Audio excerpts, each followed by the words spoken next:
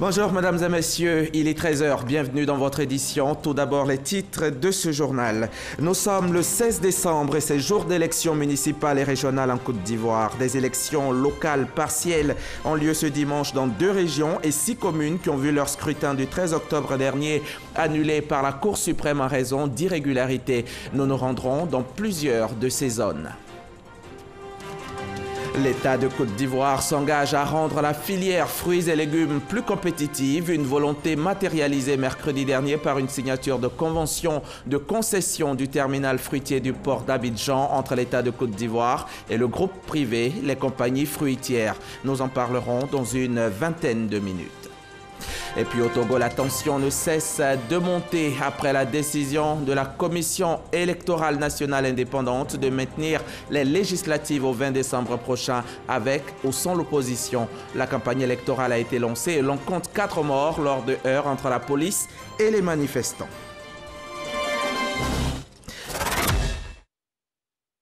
Nos excuses pour ce retard avec lequel nous démarrons ce journal. Des élections locales partielles ont lieu ce dimanche 16 décembre en Côte d'Ivoire. Il s'agit de 2 régions et 6 communes qui ont vu leur scrutin du 13 octobre dernier annulé par la Cour suprême en raison d'irrégularités pour les régionales. Sont concernés le Lodjibois et le Guémont, et pour les municipales, ce sont Grand Bassam, Rubino, Boko, Lakota, Port-Boué et Bingerville qui rappellent leurs électeurs. Nos équipes sont déployés dans toutes ces zones. Leur témoignage est tout au long de la journée. Nous allons nous rendre tout de suite à Rubino, où les élections ont démarré. Depuis 8h05, les bureaux ont ouvert et le lancement a été fait par le sous-préfet de la région Aka Oua Aka à Zobrou, donc à Rubino. Nous allons y aller avec Cheikh Koné. Nous allons écouter donc le sous-préfet Aka Oua Aka. Il y a eu quelques difficultés ici. C'est pour ça qu'on a tenu à être là, pour marquer encore notre volonté de faire en sorte que cette fois-ci, tout se déroule normalement. Donc nous le plaçons sous le signe d'une parfaite organisation et que ce que nous avons connu ne se répète plus. Et nous profitons aussi pour souhaiter en même temps bonne chance à tous les candidats. Quels sont les dispositifs, quelles sont les dispositions pratiques? À Djokwe également, les élections se passent très bien. Les électeurs sont sortis massivement ce matin. Les bureaux de vote ont ouvert également à 8 heures. Il n'y a pas de heure sur place. On note une faible affluence à la mi-journée. Les forces de l'ordre, policiers, gendarmes et militaires sont effectivement présentes dans la ville et en grand nombre. On retrouve Eve Boué. Depuis le matin, j'ai fait le tour des lieux de vote et des bureaux de vote. Et en tout cas pour m'enquérir de l'effectivité du début des élections, et les choses se passent en tout cas bien. L'engouement à cette heure-là s'explique en tout cas par le fait que c'est un dimanche. Beaucoup d'électeurs vont à l'église. Donc on pense qu'après les cultes, ces bureaux de vote-là vont connaître en tout cas une affluence. Les regards sont aussi tournés, à n'en pas douter, vers Grand Bassam, où le candidat RHDP Jean-Louis Moulot et le maire sortant PDCI Georges Ezalé rejouent leur match d'octobre. Sur place dans la ville balnéaire, les bureaux ont ouvert et les populations exercent leur droit de vote. Notre reporter Sidonie Davila est sur place. Son reportage dans nos prochains journaux. Ici, dans le district d'Abidjan, nous allons nous rendre à Bingerville, la 2e capitale de Côte d'Ivoire, où se trouve en ce moment Walter Amadou Ouattara. Notre reporter nous fait ici le point de la situation.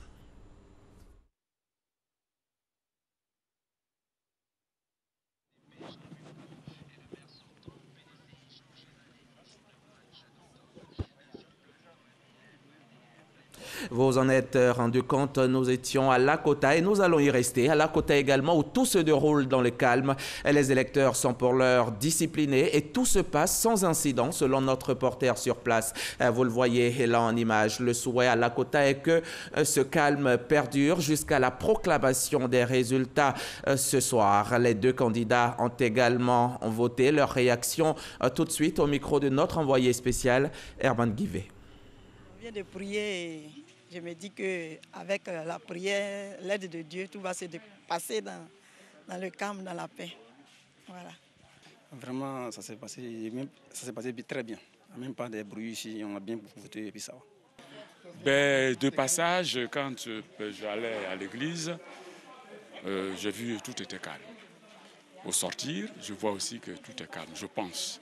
Espérons et souhaitons que cela perdure jusqu'à la fin. Vous l'avez vu, nous n'avons pas pu entendre les votants. Nous avons entendu les votants. Nous n'avons pas pu suivre les candidats eux-mêmes, mais restez avec nous. Vous les aurez, si ce n'était pas dans ce journal de 13h, vous les aurez au flash spécial que nous vous proposerons tout à l'heure, donc à 15h sur les antennes de la RTI. Les élections locales se déroulent donc partout en Côte d'Ivoire, 6 régions, 2 régions, 6 communes, principalement ces communes-là, il faut les citer. Nous avons Port-Boué, nous avons Bokor, Rubino, Grand-Bassam, Lakota et Bingerville. Et concernant les régions, nous avons le Lodjibois et le Guémon. Herman Guivet, lui, se trouve en ce moment dans la région du Lodjibois où l'on vote également pour les régionales. Qu'en est-il sur place, Herman Guivet, si vous nous recevez? Qu'en est-il sur place dans les bureaux de vote? Qu'en est-il de l'affluence, bien sûr?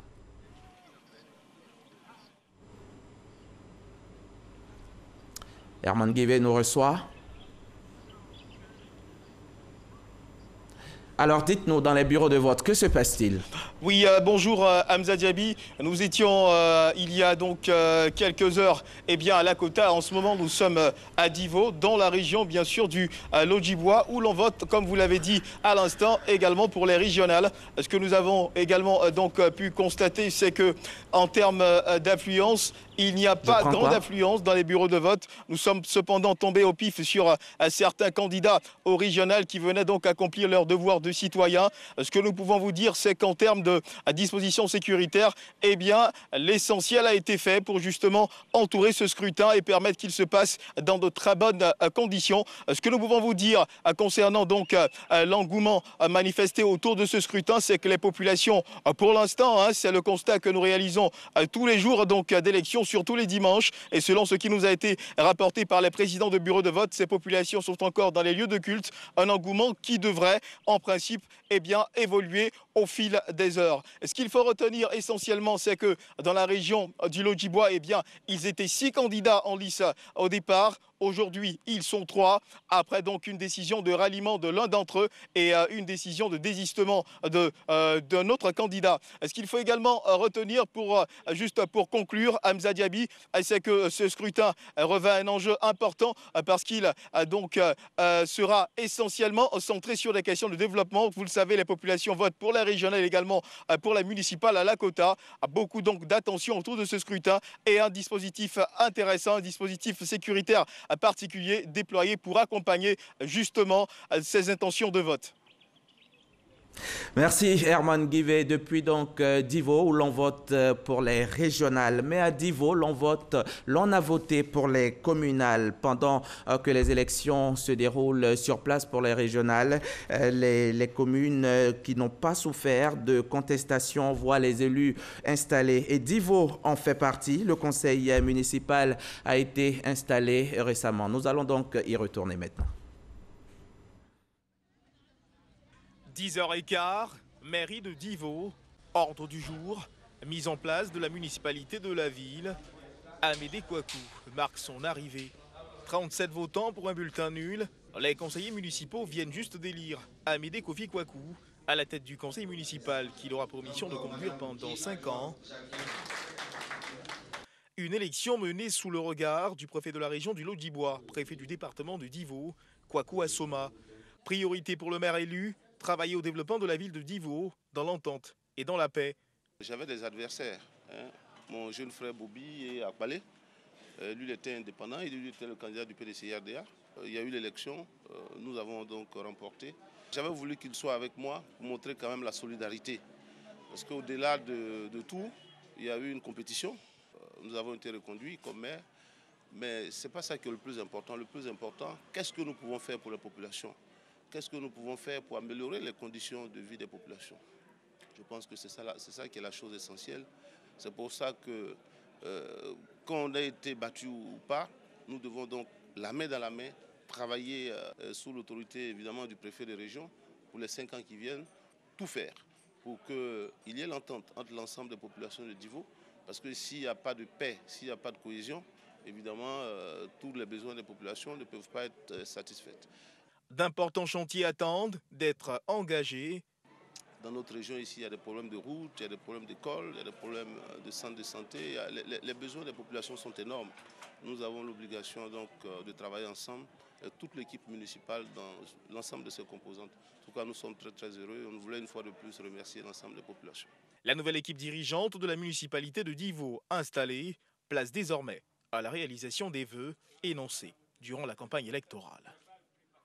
Je vous invite maintenant à parcourir en voiture une distance de 184 km. Nous revenons sur Abidjan. Du côté de Treichville, Albert François Amicha, lui, a été désigné par les conseillers municipaux pour la gestion de la commune. Puis il a été investi cette semaine en présence du préfet d'Abidjan, Toby Irié-Vincent, et de nos reporters Olivier Iriebi et Abdoulaye Koné. C'est un mandat qu'il entend placer sous le signe de la cohésion sociale et du développement local. Pour la 4e fois consécutive, Albert François Amicha va diriger la mairie de Treichville. 41 conseillers municipaux présents sur les 43 qui ont pris part au vote en interne lui ont témoigné leur soutien. Ce nouveau conseil qui regorge de nombreuses expertises et de nombreuses compétences va se mettre au travail afin que nous puissions proposer des solutions concrètes à notre jeunesse. Treichville, le vivre ensemble est une réalité. Vous avez vu que sur 43 conseillers, 41 étaient là.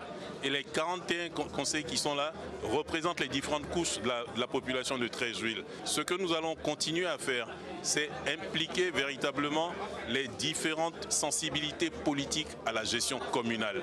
Pour ce nouveau quinquennat, Albert François Amicha sera épaulé de 6 adjoints, tous élus à l'unanimité. Président de la cérémonie d'investiture, le préfet d'Abidjan a prodigué des conseils d'usage à la nouvelle équipe municipale, des conseils pour le développement et la stabilité de la commune. Albert François Amicha totalise à ce jour 22 ans de gestion communale. Maire de Treichville depuis 1996, il est réélu en 2018. Je vous le disais il y a quelques instants, les regards sont tournés à n'en pas douter vers Grand Bassam où le candidat RHDP Jean-Louis Moulot et le maire sortant PDCI Georges Ezalé rejouent leur match d'octobre, le 13 octobre donc sur place dans la ville balnéaire. Les bureaux ont ouvert et les populations exercent leur droit de vote dans une sécurité totalement garantie. Notre reporter sur place a tendu son micro au chef d'état-major des armées. Vous avez devant vous les grands commandements. Quand on parle des grands commandements, il y a l'état-major général des armées, il y a le commandement supérieur de la gendarmerie et puis la direction générale de la police nationale. Donc depuis ce matin, dans le cadre des élections partielles, nous avons décidé de faire un tour dans différentes communes, notamment voir différents lieux de vote et bureaux de vote.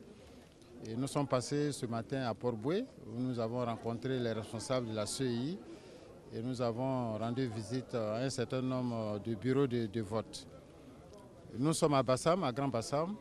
Nous avons également rencontré M. le gouverneur, M. le préfet. Nous avons échangé aussi avec les responsables de la CEI et nous sommes venus voir ce bureau, ce lieu de vote. Et comme vous le constatez, les choses se déroulent très bien. Et nous qui sommes chargés de la sécurisation de ces élections partielles, en tout cas, de ce que nous avons constaté à Bassam, où tout est calme, tout se déroule dans les bonnes conditions. Nous souhaitons tout simplement que les choses puissent continuer ainsi jusqu'à la proclamation des résultats. Voilà pour le chapitre élections et installation de conseil municipal, mais nous y reviendrons bien sûr tout au long de cette journée. Toute autre chose à présent. Depuis hier, Korogo a une nouvelle bibliothèque. C'est un don de la mairie de Korogo, de l'ANSUT, d'une société de téléphonie mobile et du ministère de la Culture et de la Francophonie. C'est d'ailleurs Maurice Kwaku Bandama qui a procédé à son inauguration en présence des autorités administratives, politiques et traditionnelles. L'ouvrage aura coûté 350 millions de francs CFA. Autre lieu, autre cérémonie d'inauguration. Le ministre de l'Intérieur et de la Sécurité a ouvert officiellement les portes du poste de police de Koguienou dans le département de Doropo à la frontière Côte d'Ivoire-Burkina Faso. Le poste a été réalisé dans le cadre d'un projet mis en œuvre par l'OIM, l'Organisation internationale pour les migrations, et financé par l'ambassade du Japon en Côte d'Ivoire. On en sait plus avec Konaté Moussa. Koguienou, localité située à la frontière Côte d'Ivoire-Burkina Faso, dans le département de Doropo, région de Bunkani.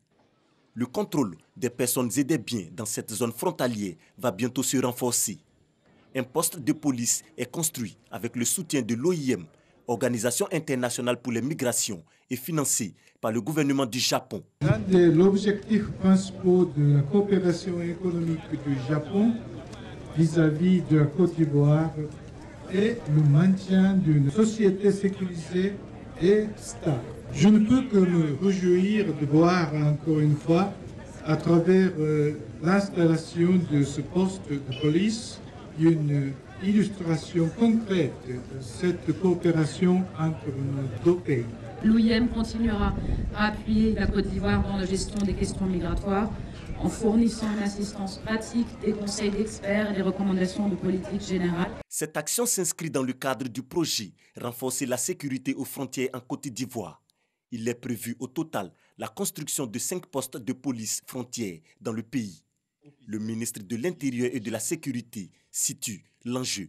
Face aux menaces sécuritaires liées aux crimes transfrontaliers, aux attaques terroristes, à la traite des êtres humains, au trafic illicite de migrants, la construction de postes frontières conformes aux normes internationales en la matière demeure pour la Côte d'Ivoire une priorité nationale. Des postes de police pour une meilleure gestion des frontières en Côte d'Ivoire. Après celui de Koguienou, suivront les postes de police de Gbaplu, Béléban, Sipilou et Nikouni à Tengrela. Et je vous le disais en titre, l'État de Côte d'Ivoire s'engage à rendre la filière fruits et légumes plus compétitive. Une volonté matérialisée mercredi dernier par une signature de convention de concession du terminal fruitier du port d'Abidjan entre l'État de Côte d'Ivoire et le groupe privé Les Compagnies Fruitières. Les précisions de Cheikh Koné. Cette chaude poignée de main du directeur général du port autonome d'Abidjan, Yancier, et le concessionnaire Jérôme Fabre marque le début d'une ouverture plus importante de la filière fruits et légumes en Côte d'Ivoire à travers la signature de cette convention de concession du terminal fruitier du port autonome d'Abidjan. Ce projet vient à point et permettra de maintenir, sinon d'accroître les positions de notre production sur le marché international. C'est le lieu d'appeler les acteurs en général et les compagnies fruitières en particulier à diversifier les débouchés de nos produits qui sont tout autant demandés en Europe que dans la sous-région ouest africaine. D'un coût de 22 milliards de francs CFA, cet investissement vise à rendre plus compétitive la filière fruits et légumes de Côte d'Ivoire, d'une part, et d'autre part, moderniser les ports de Côte d'Ivoire pour en faire des infrastructures d'accompagnement efficaces de l'histoire économique. La phase des travaux prévoit, entre autres, une augmentation de l'offre de chambres froides à température contrôlée et la construction d'un poste à quai de 12 mètres de tirant d'eau. La Côte d'Ivoire continuera de travailler avec tous les partenaires sérieux et cela en les poussant, en les encourageant à travailler donc, avec les compagnies ivoiriennes. Les exportations en fruits et légumes, notamment sur les produits tels que l'ananas, la banane, l'igname frais et la patate douce ont atteint la barre des 280 000 tonnes en 2017 contre 237 000 tonnes en 2015, soit une augmentation de 18%. Au regard des investissements annoncés, l'objectif est d'atteindre 490 000 tonnes à l'horizon 2038. C'était un reportage de Cheikh Koné Aboubakar. Il faut réduire les risques des catastrophes naturelles. C'est un vœu cher au gouvernement qui envisage même mettre progressivement en place une plateforme nationale pour la gestion de ces risques. Et la nécessité de réduire l'impact croissant des désastres a gagné ces dernières années une reconnaissance internationale, d'où l'organisation à Grand Bassam d'un atelier pour répondre à certaines priorités. Patricia Omoetia nous en dit plus. Les pertes en vie humaine et les dégâts matériels causés par les catastrophes naturelles constituent un obstacle au développement durable. Dernièrement, on a assisté à une succession de catastrophes qui ont provoqué des pertes économiques et humaines, dont le tsunami de l'océan Indien et les ouragans aux États-Unis. Récemment, ici à Abidjan, les inondations ont causé dégâts et pertes en vie humaine. C'est pourquoi la plateforme nationale de réduction des risques recherche activement des solutions afin d'assurer un développement durable. Il s'agit d'un plan qui va couvrir la période de 2019 à 2030 et pour lequel nous avons mis en marche une démarche de consultation de l'ensemble des parties prenantes et ensuite nous avons tenu 3 ateliers de prévalidation et aujourd'hui nous venons finalement valider le dit document qui va nous permettre désormais de connaître les grandes orientations du gouvernement en matière de réduction des risques et de gestion des catastrophes. Nous, et Bois-Flé ont été impactés par la sortie des eaux du Bandama de leur lit, de sorte que nos populations ont été durement affectées par cette situation. Et nous avons géré autant que nous le pouvions la question et aujourd'hui l'occasion nous est donnée de venir partager notre expérience avec les autres acteurs qui luttent dans ce domaine-là.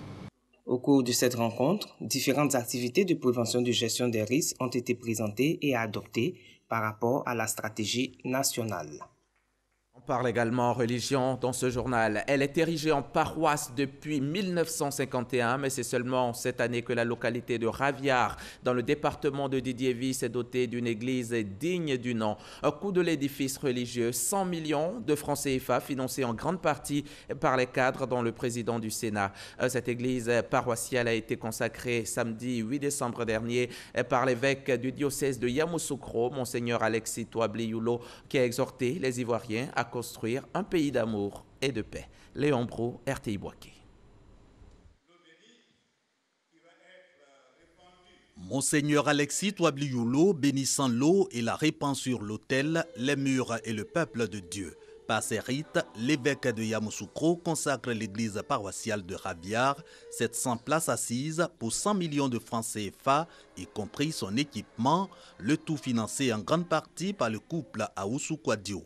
Deuxième plus grand édifice de son diocèse, la paroisse est baptisée Saint-Pierre du nom du prince des apôtres du Christ et achève de faire de Raviard une cité de grâce. Celui qui accepte de recevoir un honneur doit en même temps accepter d'assumer les charges liées à cet honneur.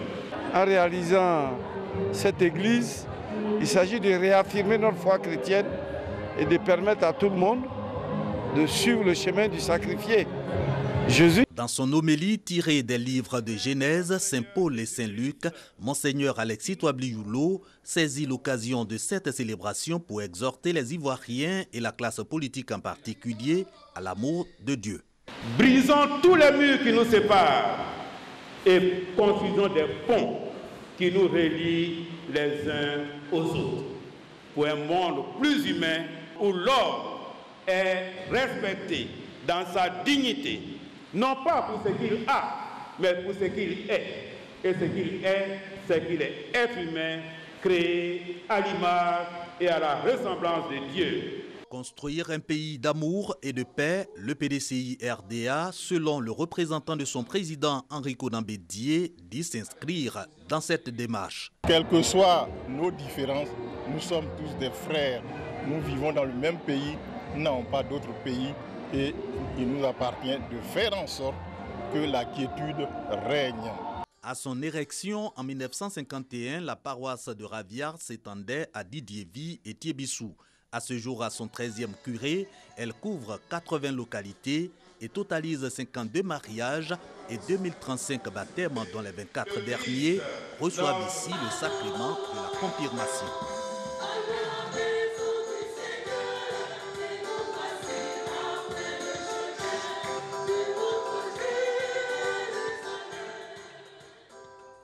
Au Togo, la tension ne cesse de monter après la décision de la Commission électorale nationale indépendante de maintenir les législatives au 20 décembre prochain avec ou sans l'opposition. Malgré le boycott du scrutin par la coalition de l'opposition et les demandes de report de plusieurs dignitaires religieux, la campagne électorale a été lancée et l'on compte 4 morts samedi 8 et lundi 10 décembre lors de heurts entre la police et les manifestants. Le Salon du livre pour enfants et adolescents est à sa 2e édition. Il est organisé par le ministère de la Culture et de la Francophonie en collaboration avec les professionnels du livre. Il vise à faire la promotion du livre et surtout à encourager les enfants à aimer la lecture. Le reportage de Christ Diomondé dans un récit de Franck Quadio. Plus de 300 enfants venus de divers établissements publics et privés à l'ouverture du Salon du livre pour enfants et adolescents. Une occasion de découvrir de nouveaux livres, une redécouverte pour certains. J'ai lu Nanou chez le dentiste. Ça parle d'un enfant qui a perdu sa dent de lait. Et un jour, sa mère lui dit d'aller chez le dentiste. Lire un livre pour moi, c'est lâcher les écrans parce que les jeunes, ils sont toujours sur les écrans. Du coup, quand tu lis, ça te permet d'apprendre, de mieux pouvoir lire. Comme ça, quand tu arrives à l'école, tu peux bien lire et pas bugger dans tes mots. Une initiative du ministère de la Culture et de la Francophonie en partenariat avec les librairies professionnelles du livre en vue de donner aux enfants l'amour de la lecture. Nous avons un fonds important de livres de littérature enfantine. Donc il nous a semblé vraiment important que nous puissions participer à cette 2e édition du Salon du livre de littérature enfantine en Côte d'Ivoire, afin de montrer notre production. Avec le livre en voyage, c'est un plus pour la culture, pour l'éducation, pour l'instruction, le Salon du livre. Visite des stands, le ministre de la Culture et de la Francophonie exhorte les tout-petits à s'adonner à la lecture. Les bonnes habitudes se prennent dès le bas âge, dès l'enfance, dès l'adolescence. Donc le ministère de la Culture a institué ce salon du livre pour enfants et adolescents à la veille de Noël pour que les parents, dans les cadeaux qu'ils offrent aux enfants à l'occasion de Noël, prévoient aussi des livres. Pour cette 2e édition du Salon du livre pour enfants et adolescents autour du thème comme Noël du livre, 23 exposants animeront durant 3 jours des rencontres et ateliers. Je rappelle que des élections partielles locales ont lieu ce dimanche 16 décembre en Côte d'Ivoire. Il s'agit de 2 régions ici communes qui ont vu leur scrutin du 13 octobre dernier annulé par la Cour suprême en raison d'irrégularités.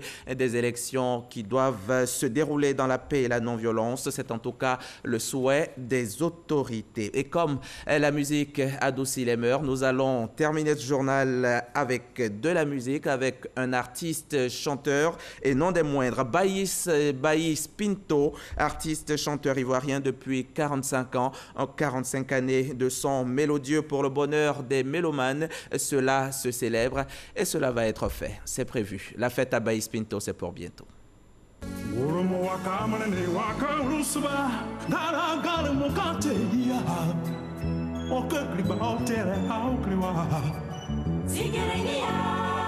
Sa voix de stentor aura traversé le temps. Présenté comme atypique à ses débuts, Galier Baye Sylvestre, ou si vous voulez Baïs Pinto, 45 ans de vie artistique, tranche toujours dans le décor.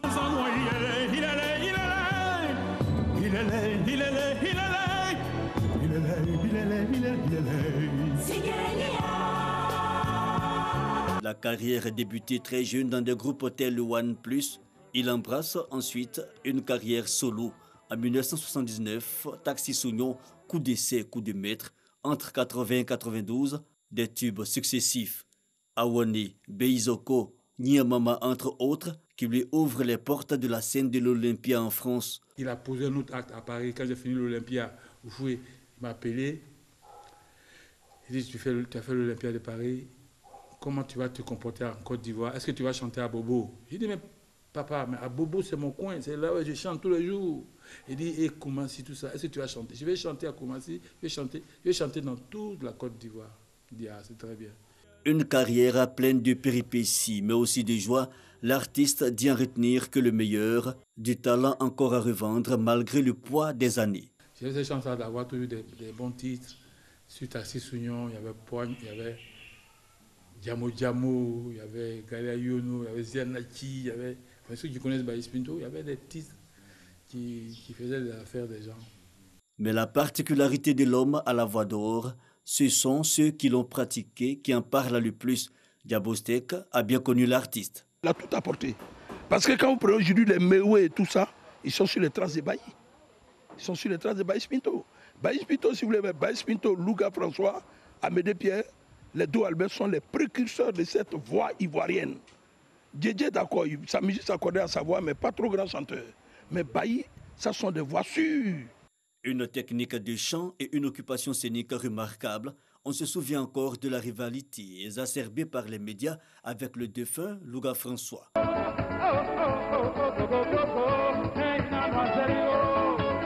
Baïs Pinto aurait inspiré bien d'artistes, Noël Doré par exemple. Oh, c'est comme ça qu'on s'appelle. C'est son sérieux, son professionnalisme, l'amour du métier, l'amour de travail. Il était comme tous les autres, hein, dans le creux de la vague des fois, mais il s'est armé de courage parce que je lui disais toujours, tu es le plus grand chanteur. 45 années de carrière et une musique qui traverse les générations. Il a une belle voix et puis il avait une belle carrure.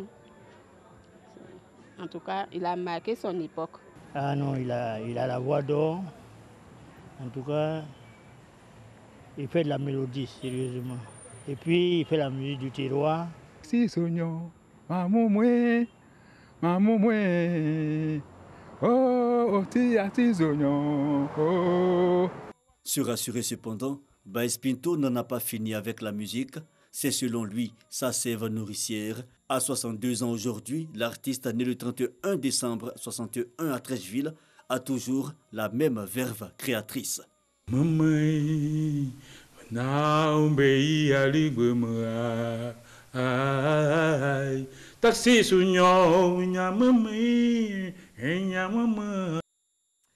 Vivement que la voix apaisante de Baïs Pinto inspire chacun de nos candidats, chacun des candidats et les électeurs concernés par cette reprise des élections couplées municipales et régionales. Élections, ce n'est pas la guerre. C'est la fin de ce journal. Merci de l'avoir suivi. Bonne suite des programmes sur la chaîne qui rassemble.